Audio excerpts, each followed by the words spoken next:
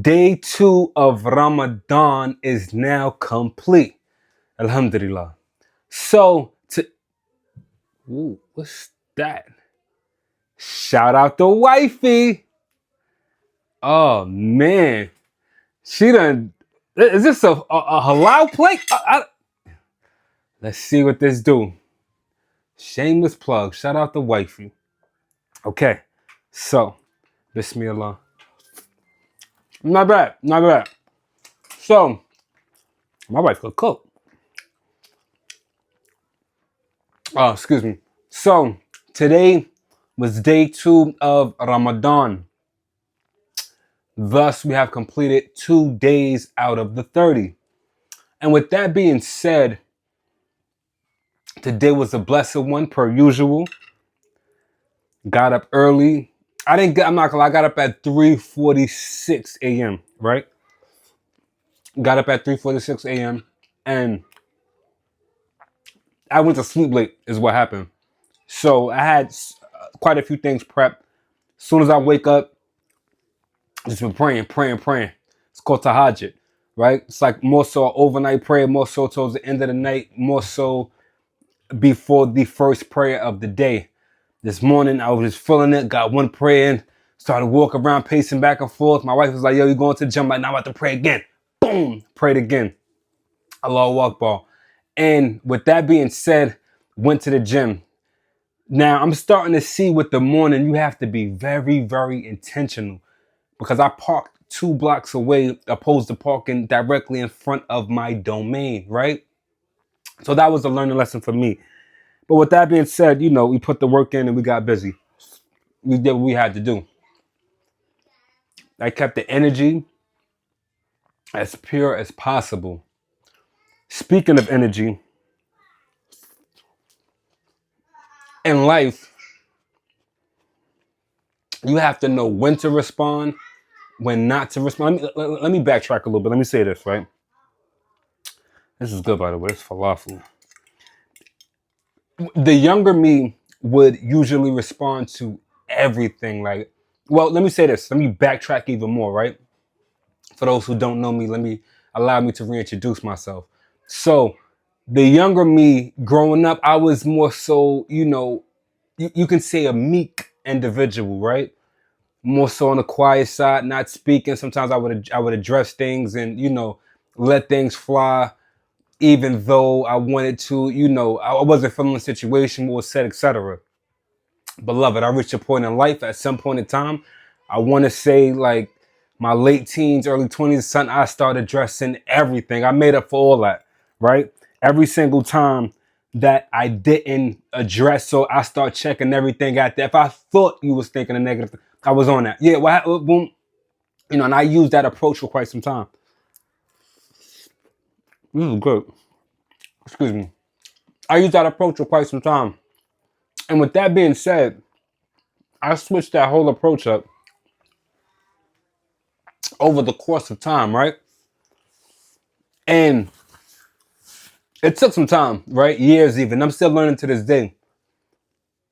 You do not have to address everything, right? In fact, I address, let's say out of 10 things, you'll be lucky to, and luck is for leprechauns, as my mother would say. You would be blessed even to get my attention in that form of fashion. Anything, because here's the thing with me. I'm a very direct person, right? I'm a very boisterous individual. I'm known for being boisterous, right? So thus, when someone comes to me with anything negative, I'm starting to see more than likely that particular individual knows how I'm going to respond because typically I address things head on, right? And direct. So thus, I had to switch that approach. Reason being, everything doesn't solicit a response, right? Everything doesn't gauge or everything is not obligated for my attention. You know what I mean? I have kids. I have a wife, right? As you could see, who has cooked me this wonderful meal. Very delectable, by the way. And I have to stay in pocket for them. They can drain my energy, right? If I allow anybody else, anything else to get into my head, let's just say, then when my kids are being kids, right? When my kids do something that's not intact, that's out of pocket, right? That I don't agree with, etc. What has happened in the past, I'll be transparent with you because it's Ramadan, especially. And I say to myself, at the end of the night, wait, damn, did you really have to act that way? You know, mental health is imperative, and I don't want my kids going through a quarter of what I went through in life. So thus, I always strive to evaluate everything that's going on outside of my life that holds no merit. Excuse me. Bismillah. They were saying this is spicy. Yeah, the spicy is definitely starting kicking on the back end. We're not gonna dip it again. As you can see, I'm sweating a little bit. Okay. Damn, excuse me. And so, with that being said, I strive to lead with good intentions. That's spicy. It take a minute to circulate. But I strive to lead with good intentions. This keeps happening, right? This keeps happening. So thus, when something negative comes my way, I'm not gonna lie. Usually off the rip, I'm ready to go. Twitter fingers start moving. I'm ready to reset.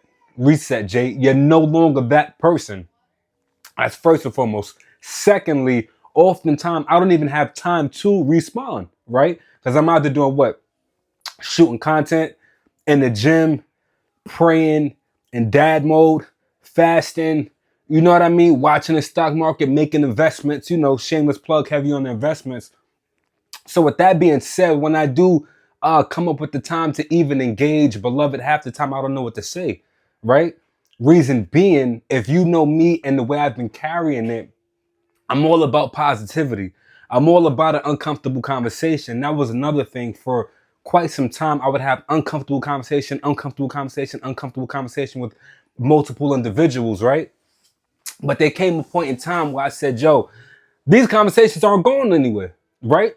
And if the conversations aren't going anywhere, why am I continuously having uncomfortable conversations and we're going steadily in a circle, right? In a boomerang, if you will. We can't allow that to occur. We can't allow that to happen. Because again, it takes away from my tribe, beloved. Essentially what I'm saying is mental health is imperative. Essentially what I'm saying is focus on you as much as possible. Essentially what I'm saying is the naysayers, whoever they may be in your life, let them say, feel, and do what they do, right? You probably hear 100 things about me, right? I don't know. To be frank, I don't know what the next person thinks about me or doesn't think about me. What I do know is my kids think the world of me, right? What I do know is when I walk in the house, I have to greet 5 different people. Yo, assalamu alaikum. Come in. Assalamu alaikum. Come in. Yo. Before I even get, so thus the love is always surrounded. Let me tell you, since it's Ramadan even, wallahi, even when my grandmother died, yo, I miss my baby so much. Even when she passed, it was weird because I always said to myself, I said, yo, when my grandmother leaves, that's gonna take a whole chunk of me, a whole piece of me, and I may not be able to proceed further in life. But again, subhanallah, my kids were here, right? And the majority of them were babies at the time. So thus, they don't even know that their dad is walking around crying, breaking down, going through it mentally. Now, the therapy did help. That's another conversation for another time. But again, the genuine love that was surrounded all throughout my entire domain was beneficial, right? To me, that was a blessing from Allah subhanahu wa ta'ala to keep me strong, to let me know my grandmother's legacy is still here, not just through me, but through the next generation, right? This is where we get into the passing of the baton. Whew, I didn't mean to do all of that and say all of that. It must be the food. We're probably gonna do a part 2 Assalamu alaikum, Ramadan Mubarak to